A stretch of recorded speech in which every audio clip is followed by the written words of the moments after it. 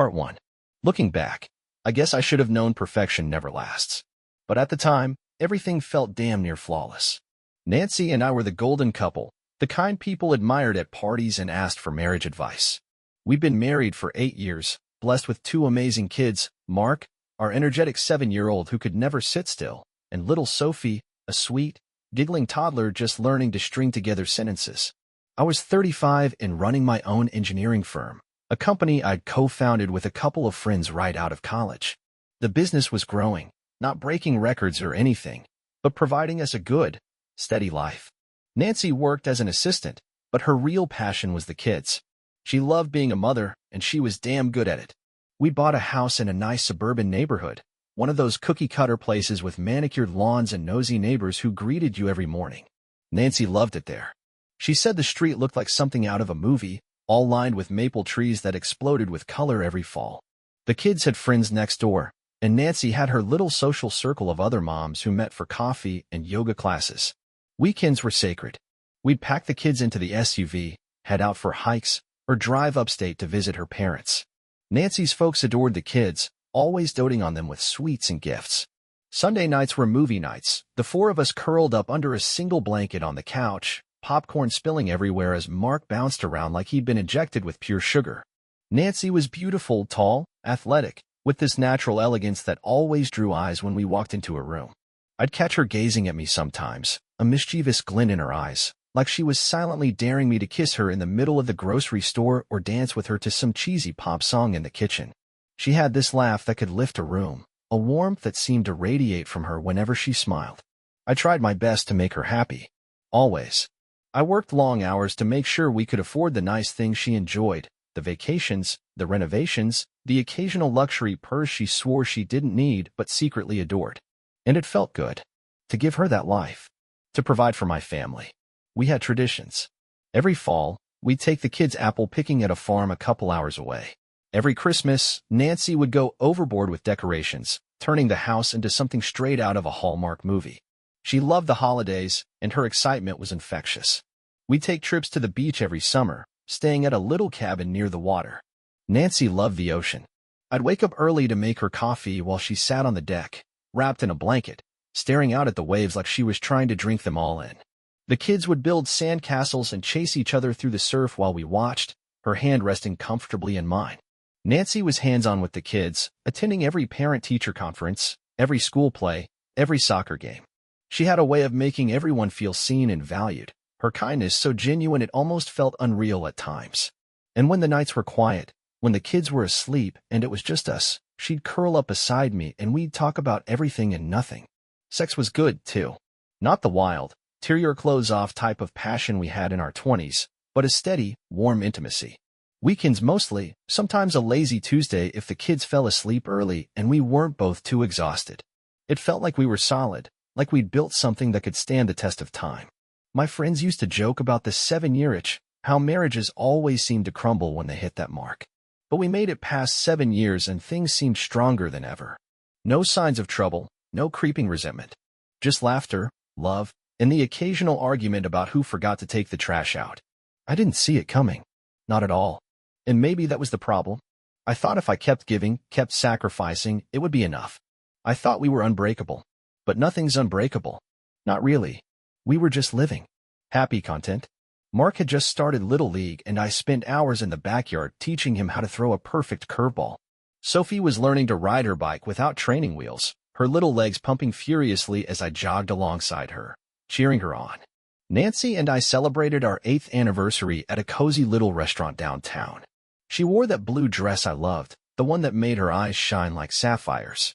We laughed, reminisced, and talked about our plans for the future, more vacations, maybe another kid, though we both knew 2 was enough. The night ended in laughter and warmth, her fingers intertwined with mine as we walked back to the car beneath a canopy of stars. I had everything a man could want. A beautiful wife, amazing kids, a job I enjoyed, and a life that felt right. No dark clouds on the horizon. No signs of what was coming. To me, it was perfect. Part 2. It didn't happen all at once. More like a gradual shift, subtle enough that I could convince myself everything was fine. But looking back, I see those first red flags as clear as day. It started with Nancy's phone. She was always on it, which wasn't unusual in itself. Like most people, she'd scroll through social media, check emails, text her friends. But there was a new kind of attachment to it. She carried it everywhere: kitchen, bedroom, bathroom. I'd catch her hunched over it, eyes locked on the screen, her fingers tapping away like she was plotting world domination. The first time it struck me as odd was a Saturday morning. We were making breakfast, the kids bickering over whose turn it was to pour syrup. Nancy's phone buzzed on the counter, and she swiped it up so quickly it was like a reflex. She turned her back to me as she read the message, her shoulders tensing before she plastered on a smile and turned back to me with some half-assed excuse about work. I brushed it off. Everyone's entitled to some privacy, right? We all have friends, conversations that aren't meant to be shared. But it didn't stop there. Nancy started going out more. At first, it was coffee dates with her friends or yoga classes she swore she couldn't miss. But then there were late nights at the office, events she needed to attend for work. She'd come home hours later than she used to, her eyes tired, but her smile forced. One night, she mentioned a new project at work. Something that required her to stay late, to spend weekends prepping for meetings. It sounded legitimate, but the way she explained it felt rehearsed. Like she'd memorized the details to sell me on the story. The worst part was that I wanted to believe her. I didn't want to be that paranoid husband, sniffing around for signs of betrayal where none existed. So, I gave her the benefit of the doubt. Again and again. But the signs kept piling up. She started dressing differently. Nothing drastic, but I noticed. New clothes, outfits that seemed a little too fancy for her assistant job. She'd spend longer getting ready, fussing over her hair and makeup like she was preparing for a night out instead of a day at the office. Our conversations grew shorter, more strained. When I asked her about her day, she'd respond with one-word answers or vague descriptions. And her phone, always her damn phone, was never out of her sight. I caught her deleting messages more than once, her fingers moving so fast it was almost like she'd practiced. Even the kids noticed something was off. Mark asked me one evening why Mommy was always so tired. Sophie, too young to understand, just clung to me a little tighter when Nancy snapped at her over some trivial mess. I tried to talk to her about it. Told her I was worried, that it felt like she was drifting away. She brushed me off, said I was imagining things, that I was making mountains out of molehills. It's just work, she'd say, rolling her eyes. You know how it is. Except I didn't. My workload was heavier than ever, but I still made time for her, for the kids. It felt like she was the one pulling away, building a wall between us that I couldn't seem to tear down. The intimacy started to fade. Where we used to spend our weekends wrapped up in each other, now she'd make excuses about being tired or having headaches. Nights once filled with whispered conversations and laughter were replaced by the glow of her phone screen as she lay beside me, scrolling through something I wasn't allowed to see. I didn't want to believe it was anything sinister. Maybe she was just stressed. Maybe the job really was demanding more of her time. But I couldn't shake the feeling that something was wrong. Paranoia crept in slowly. I'd watch her from across the room, trying to read her expressions, trying to decode the sudden distance between us. She'd laugh at something on her phone, only to shut down when I asked her about it. I'd find her texting late at night, her back turned to me as if she was shielding her screen. When I asked who she was talking to, she'd shrug it off with a dismissive, just a friend. The same friend, always. But the trust was beginning to fray. And once the doubts started, they were impossible to shake. Part 3. The truth hit me like a freight train, brutal and merciless. And it all started with something so small, so seemingly insignificant, that I almost dismissed it. But sometimes, it's the smallest things that break everything wide open. It was a Wednesday evening. The kids were at Nancy's parents' house for the night, giving us one of those rare, quiet evenings alone. I came home early from the office, hoping to surprise Nancy with dinner and a movie night. Something to break the tension that had been building between us. But when I walked into our bedroom, I found something I wasn't meant to find. A watch. A sleek, expensive-looking men's watch lying on the corner of our bed, almost casually tossed there like it belonged. But it sure as hell didn't belong to me.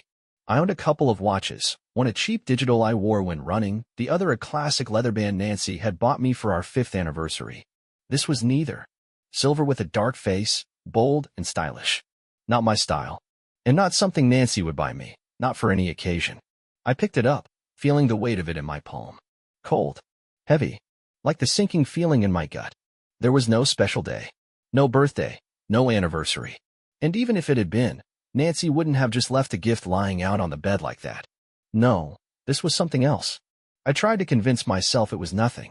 Maybe Nancy had borrowed it from someone at work, or maybe it was her father's. But none of those explanations made any sense. I walked into the kitchen, holding the watch like it was a live grenade. "Nancy," I called, my voice steady but tense. She was at the stove, stirring something that smelled burnt. She glanced over her shoulder, her eyes flicking to the watch in my hand before she looked away. Too quickly. "What's this?" I asked, holding it up. "Oh," she said, her tone too casual. "That's, probably Mark's." "Mark's?" I frowned. "Our 7-year-old son's? You're kidding, right?" "I meant, it must be your father's. He was here the other day, remember? Maybe you left it behind. My father doesn't own anything like this." My voice grew colder, the suspicion tightening in my chest like a vice. "Try again." Nancy's expression faltered. Her gaze flickered to the watch, then to me, then away. "I don't know, okay? Maybe it's been lying around for a while. On our bed." I shot back. "Nancy, what the hell is going on?" "Nothing," she snapped, her voice rising. "You're making something out of nothing. It's just a watch. I don't know where it came from." But she did. I could see it in her eyes, hear it in the way her voice trembled just slightly when she spoke. And as much as I wanted to believe her, my instincts were screaming at me. I spent the rest of the night in silence, my mind a mess of paranoia and anger. Nancy tried to act like everything was fine, but the tension was so thick you could have cut it with a knife. I barely slept. I kept staring at that damn watch, turning it over in my hands like it held all the answers. The next morning, I checked with my father just to be sure. Of course, the watch wasn't his. I asked Nancy again where it had come from. She just rolled her eyes and told me to drop it, her voice dismissive and sharp. But I couldn't drop it. The doubt gnawed at me, hollowed me out until all I could feel was suspicion. I started noticing other things. Missed calls she'd brush off as telemarketers. The way she'd slip her phone into her purse the second I entered the room. How she'd take longer and longer to get home from work, her explanations vague and always punctuated with irritation when I dared ask. I kept the watch. Stashed it away in my desk drawer like evidence waiting to be examined. Because I knew, deep down, I knew. The watch was like a key, one that opened doors I hadn't even realized were there. I went through Nancy's social media, combing through her messages and comments. Nothing suspicious at first, but I couldn't let it go. Her phone was locked with a new password she never bothered to share. The privacy, the secrecy, it all seemed so deliberate. I noticed her turning her phone screen away whenever I walked by, her fingers tapping furiously only to stop the moment I entered the room.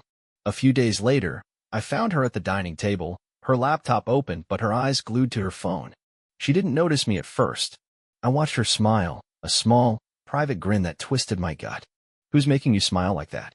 I asked, trying to keep my tone light. She jumped, nearly dropping her phone. "Nobody," she said quickly. "Just a funny meme." "Mind showing me?" I asked, folding my arms over my chest. "Oh, I already closed it." Her voice was tight, her fingers gripping her phone like it was her last lifeline. I knew I was losing her. And I knew I was going to find out why. Part 4. Once I knew, really knew, there was no turning back. The watch had been the crack in the dam, and now the flood of truth was unstoppable. Nancy was cheating. Whether it was emotional, physical, or both didn't even matter anymore. The trust was shattered. I spent weeks gathering evidence. I wasn't about to confront her with just suspicion and paranoia. I wanted proof. Cold, undeniable proof.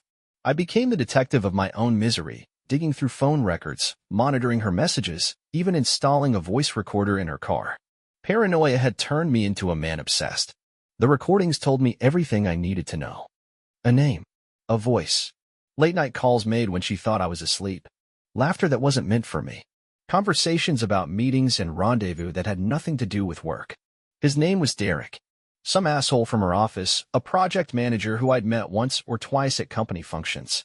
He was the type of guy who oozed charisma, charming, confident, and just enough of a douchebag to be considered attractive to someone who'd grown bored of her stable, predictable husband. I played the recordings back over and over, each time feeling something inside me harden. It wasn't just anger. It was cold, focused hatred. I knew I had to end it, but I wasn't about to let her walk away unscathed. Nancy had destroyed everything we'd built, shattered the life we created together. So, I made a plan. Divorce wasn't just an option. It was a certainty, but it had to be done right. I wanted to hit her where it hurt. Financially, emotionally, socially, she'd feel the full brunt of my wrath. I spoke to a lawyer. A good one.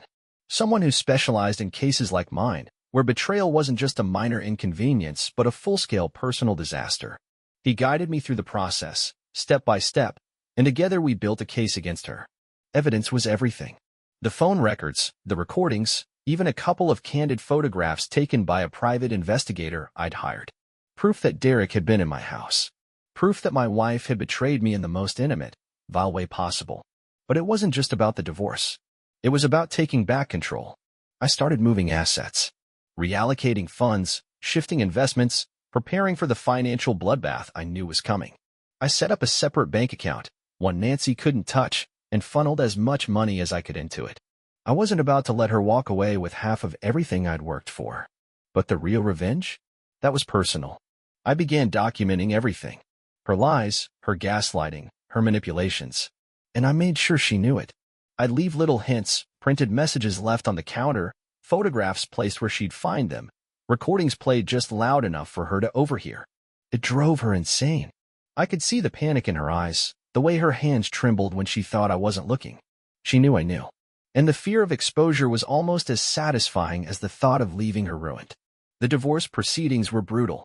Nancy tried to paint me as the villain, claiming I was controlling, paranoid, emotionally abusive. But I had evidence. And my lawyer made damn sure the judge saw it all. Custody of the kids was the hardest part.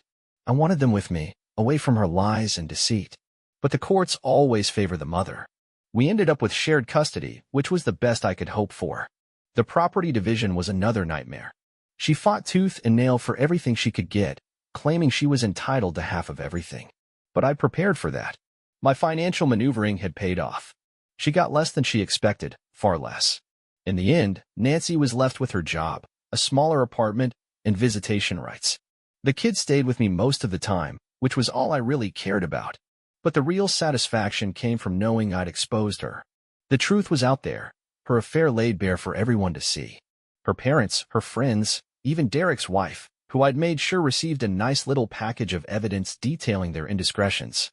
Nancy's reputation was in tatters. Derek's too. From what I heard, he'd been demoted, his marriage falling apart just like mine. It should have made me feel better. Victorious. But the truth was, all it did was leave me empty. Hollow. As if I'd torn down everything just to find there was nothing worth saving underneath. But I wasn't done yet. Not by a long shot. Part 5. Rebuilding was brutal. Divorce leaves a scar so deep, you wonder if it'll ever heal. And when the wound is carved by betrayal, it leaves you with nothing but bitterness and rage. But I wasn't about to let that be my legacy. Not for me. Not for my kids. Nancy tried to hold on to her dignity, but I tore it away from her piece by piece. I made sure everyone knew exactly what she had done. Her parents, her friends, her coworkers, no one was spared the details. Derek's wife was just as relentless. The two of us kept in contact, sharing evidence, building a timeline that made their lies unravel like cheap fabric. Nancy's new life was a pale shadow of what we'd had. Her reputation at work was in tatters, her social circle reduced to a handful of superficial friends too shallow to care about integrity. She was left clinging to Derek, a man whose own life was spiraling out of control after the fallout of their affair. But I didn't stop there. I filed a defamation lawsuit against Nancy for the slanderous accusations she made during the divorce proceedings. She tried to paint me as an abusive monster, and I wasn't about to let her get away with it. The court ruled in my favor. She was ordered to pay damages, a bitter pill for her to swallow when her finances were already gutted. The settlement money didn't matter to me. It was the principle, the proof that she couldn't bury me beneath her lies. But rage is exhausting. And once the fire burned out, I was left standing in the ashes, wondering what the hell I was supposed to do next.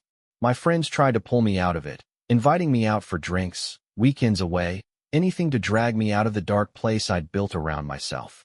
I was broken, but not destroyed. It took time, longer than I'd care to admit. But eventually, the bitterness began to fade.